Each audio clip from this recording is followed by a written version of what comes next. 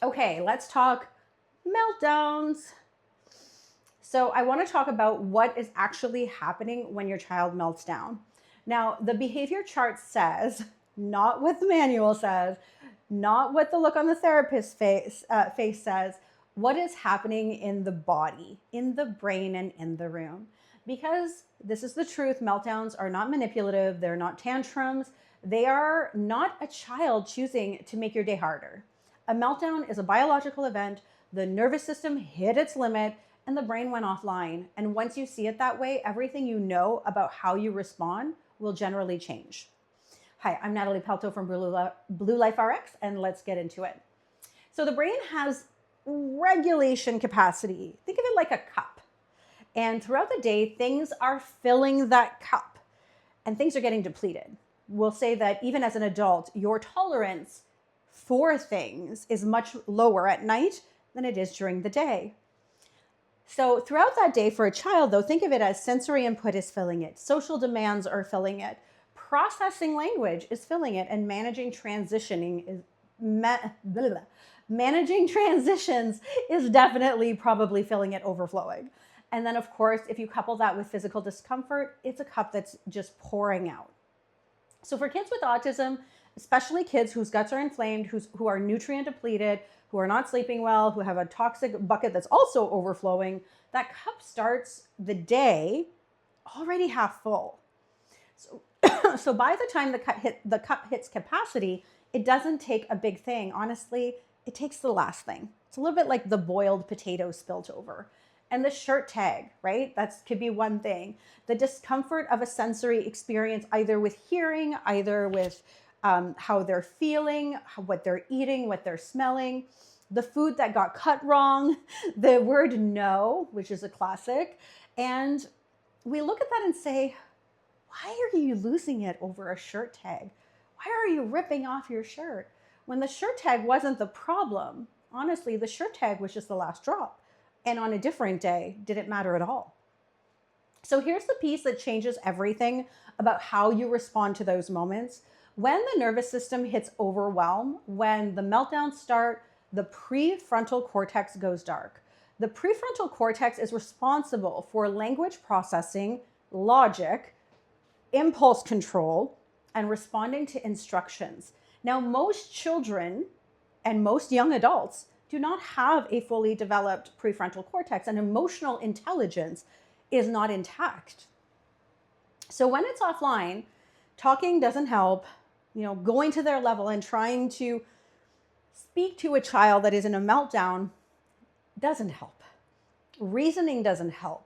Use your words. This is something I was consistently doing, doesn't help. Not because they're ignoring you, because the brain literally cannot process the language right now. And if we keep talking, keep escalating our requests from a space of complete disempowerment, don't get me wrong, I see it in our members and myself when I was going through this myself, is that we go into our own fight or flight panic of looking for solutions. But we're actually adding too much input to a nervous system that is already at max capacity, and we're making it worse in almost every time and in every case. So, and then there's the layer underneath all of it that nobody sees. So low blood sugar, gut pain, nutritional deficiencies, toxicity overload, all affecting neurotransmitter production. And did you know that 90% of serotonin, the brain's primary regulation chemical, is actually produced in the gut, with only a very small percentage produced in the brain? So if the gut isn't healthy, serotonin production is completely compromised. And a brain running low on serotonin is a brain running low on regulation capacity. We are not dealing with a behavioral problem. And most of you have been told that that is what it is. We're actually looking at a brain that is chemically under-resourced. So, okay, so we've covered the inside, right? We've talked about biology. Now let's talk about what's happening in the room. Because in our program, we have parents and coaches who are very honest. And what they'll tell you is that sometimes the environment is contributing, actually in many cases. And so not because you're doing anything wrong, but because we're using tools that don't match the nervous system state of the child. And these things could be happening anywhere. They could be happening with the school system. They could be happening at daycare. They could be, one child could be perfect angel at home, and then in another environment, completely different. And so it tells us in those moments that it's not usually the internal behavior. At that point, we have to look at the external sources, and we have to see what's creating internal disruption. So we can say no, we can say no, we can say not now, we say in a minute. And the way that we say these words complete sense to a regulated brain with language processing online. But to a brain that's already overwhelmed, like your child's, that doesn't have that developed sense of time. I don't think you remember when we were children that a day felt completely different than a day feels for you now, that you know how to read the time and look at a clock. And so they don't have that. We're literally running on limited language comprehension. So no sounds more like a door slamming shut in their face, and it's not saying not now, it means never. Not now seems meaningless, and in a minute might as well be never too. So the child isn't being irrational. They just don't have the comprehension of timelines as we do. So a child maybe, and then on top of that, if they are nonverbal and non-conversational, they're struggling in a completely different way. They are struggling with communication. And this can translate to not having their basic needs met. And this is the deeper layer, the one that matters. Why do some kids struggle to understand no? Why do they not respond to to limit setting the way that neurotypical kids do? It isn't defiance, it is neural development. So the neural pathways responsible for impulse regulation, for understanding future consequences, for processing verbal instructions, those are built over time. And in children that are neurotypical, they are built a little earlier. And they are built in nutrients, they are built in sleep, and with a regulated gut-brain axis. A brain that is not getting adequate nourishment is not building those pathways effectively. And we can even see that in neurotypical children these days as well. They may not have an autism diagnosis, but 50% of them almost have a learning disability or a behavioral problem. So when we ask, why doesn't this child respond to boundaries? The honest answer is because the architecture for it hasn't fully formed yet. And it cannot form without biological conditions to support it. It is not hopeless. That is actually really good news, because biological conditions we can change, and it really should put a lot of power into parents' hands. So what does it look like when we actually start supporting biology? The first thing we notice is the cup starts the day less full. When the gut is moving, that means no constipation, blood sugar is stable, and the brain is getting the nutrients it needs to produce serotonin and dopamine, the baseline for regulation is completely different. The same trigger that used to cause a 45-minute meltdown now causes a 5-minute rough patch, and then they can recover and move on. Because now the nervous system has capacity, it has resources. Now the second thing is language starts to land differently for them. We hear this from parents in our program constantly. He actually looked at me and understood what I said. She stopped when I said stop for the first time, especially with kids that are, let's just say, outside walking with their parents in the spring after a lot of snow and things like that, which is kind of coming up now.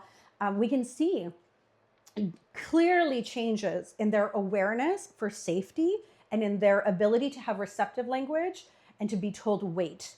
And this is not a behavioral intervention. That is a brain that can now process. And third, this is the one that makes parents want to cry. The child starts communicating before the meltdown.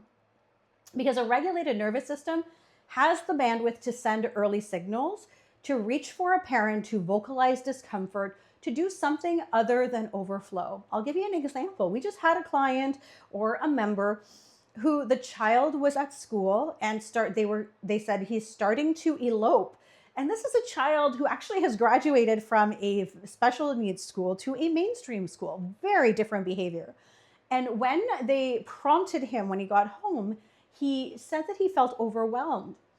And all that it took was for a small conversation around communication with the teachers. And this child now will advocate for himself and tell the teacher, I need to step away, and someone will bring him for a walk. And there is no more eloping, no more questions. Communication is quite clear. And that is where we want all of our children to be. You can't out-therapy a starving brain, unfortunately, but you can feed it. And when you do, everything therapy is trying to build finally has something to work with. Now, I want you to think 6 months out. I make every video I do, I bring this forward because I really want you to understand that if the biology hasn't changed, if the gut is still inflamed, the blood sugar is still crashing, and the brain is still undernourished, and you may see a theme through me repeating this. See how many of the conditions you're potentially experiencing have the same foundational root supports? But I want to offer the meltdowns don't get smaller and the child gets bigger. We have many people who join our program when they're at the breaking point of a child that is much older, where it's much more difficult to make long-term changes, but they're joining out of fear of their child. And I don't want that for anyone. And so the windows for brain development don't stay open indefinitely. You can always change. I mean, we have adults that see improvements, but massive changes in short period of times are best done when children are young. And the cost of waiting isn't just more hard days. Honestly, it's missed milestones, connection time. For myself, as I was learning this, as I did research, as I got certified in God knows how many certification for nutrition and brain development, I learned that I lost time. I lost time with my son, 2 years actually, that I feel I could have had back. And I don't want that for you. And I'm not saying it to scare you. I'm saying it because I know you already feel it.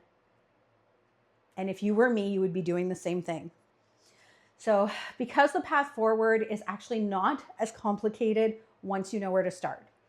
If you're watching this thinking, this is it, this is what we're dealing with, I want to invite you to book a free clarity call with me.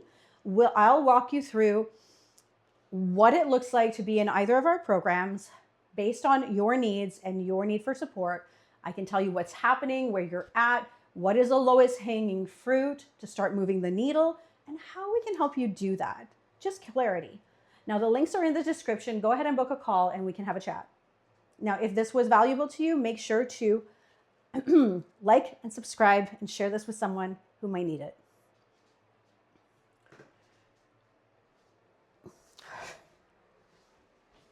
Oh my God, it's so hot here now.